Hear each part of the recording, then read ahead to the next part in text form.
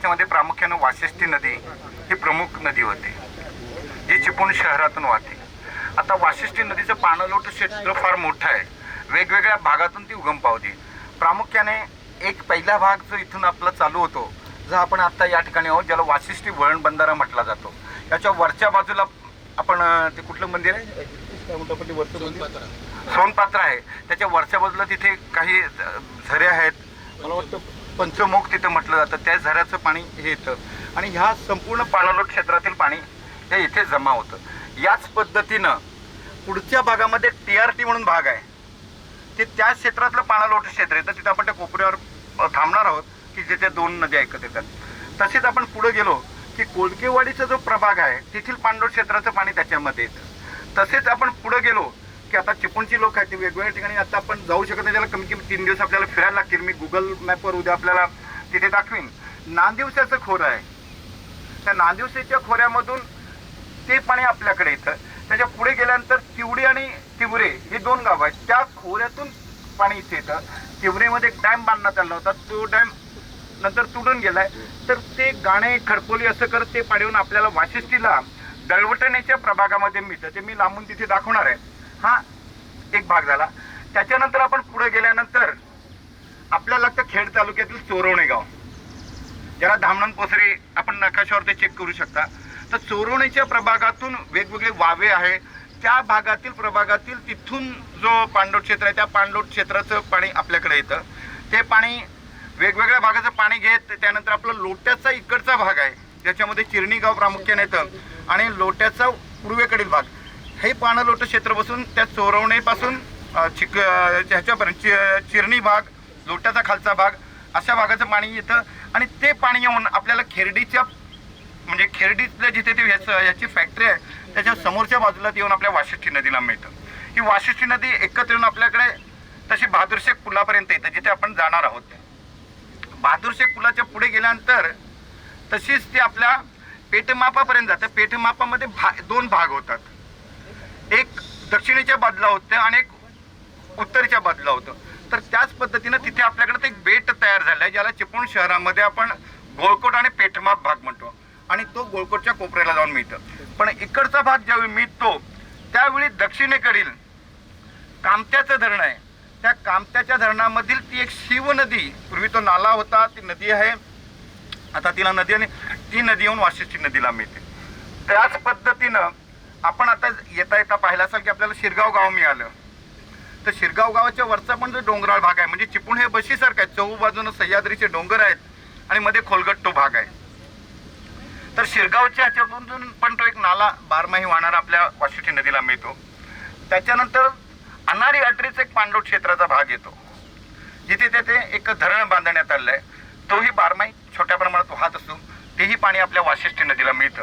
आणि वाशिष्ठी नदी गोळकोटच्या ठिकाणी एकत्र येऊन गोळकोट पुढे ती वाहू लागते. गोळकोटपर्यंत हा जलसंपदा विभागाचा पूर्ण भाग आहे. पुढे गेल्यानंतर तो मेरीटाईम बोर्डाकडे हस्तांतरित होतो. हा एक वाशिष्ठीचा भाग झाला.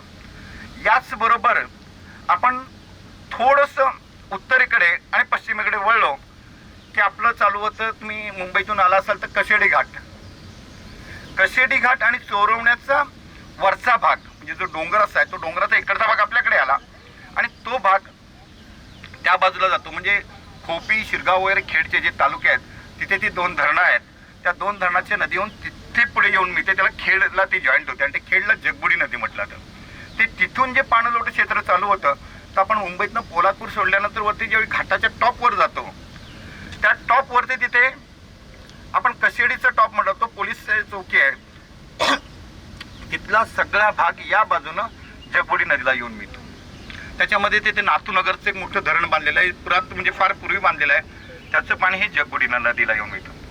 त्याच पद्धतीनं खेड शहर सोडलं की खेड शहराच्या त्या बाजूला मॅक्झिमम दापोलीचा भाग चालू होता आणि त्याला मंडणगडचं काही खोरं चालू होतं. मला त्या नदीचं नाव आठवत नाही, फार ही आहे. तर तीही नदी येऊन त्या जगबुडी नदीला मिळते.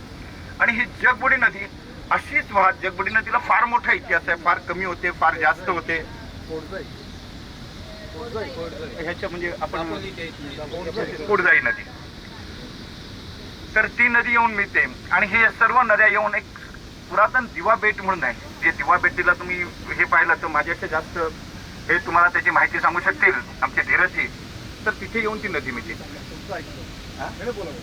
आता नद्यांचा थोडासा भाग असा असतो की दोन्ही नद्या तशा इक्वल म्हणजे मोठ्या प्रमाणात पाणलोट क्षेत्र आहे, वाहतात. आपलं चिपळूण शहर 5.47 मीटर वायर आहे. हे तर सर्वांना माहिती असेल आणि काल पण आपण त्यातून सांगितलं की समुद्राचं पाणी आहे हे आपल्या चिपळूण शहराच्या अगदी मुरादपूर मिठागरी मोहल्ल्यापर्यंत येतं. जे मिठागरी मोहल्ला आहे त्याला नाव कसं पडलं ते पण तुम्हाला थोडक्यात सांगतो. काल पण सांगितलं होतं, पुन्हा एकदा असं पाहिजे सांगतो तुम्हाला की मिठागरी मोहल्ल्यामध्ये जे उधाणाची भरती असते, म्हणजे आज आपण पाहतोय, काल पौर्णिमा झाली, पौर्णिमेच्या 4 दिवस अगोदर, 4 दिवस नंतर, अमावस्येच्या 4 दिवस अगोदर, 4 दिवस नंतर, आणि मधला जो कालावधी असतो त्याला भांगशी म्हटलं जातं. आणि उधाणाची भरती चालू होते आणि उधाणाची भरती उतरायला चालू होते. या काळामध्ये मॅक्झिमम भरतीची लेवल असते, त्याला आपण हायटाईड म्हणतो.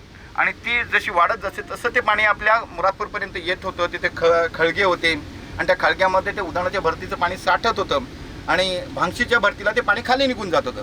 तर जे मधले 8 दिवस आहेत त्यामध्ये ते खड्ड्यामध्ये जे पाणी खारं पाणी साठत होतं ते तसं मीठ बनत होतं. आणि मग लोक हे आमच्या चिपळूणचं जे मिठागरी मोहल्ल्यातलं मीठ आहे हे कोकणामध्ये फार मोठं प्रसिद्ध होतं आणि म्हणून त्या भागाला मिठागरी नाव पडलं. हा एक भाग झाला. आता तुम्ही विचार कराल वाशिष्ठी नदीचा, तर वाशिष्ठी नदी पूर्वी खाडी होती. आपण परत तुम्हाला सांगतो, आमचं बाजारपूल जिथे आता आपण जाणार आहोत त्या बाजारपुलापर्यंत मोठी गलबत येत होती.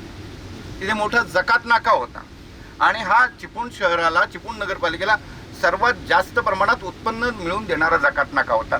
कारण गलबतानं तिथे सामान येत होतं. या सामानामध्ये सिमेंट होतं, राशन होतं, कौलं होती, विविध सामान येत होतं.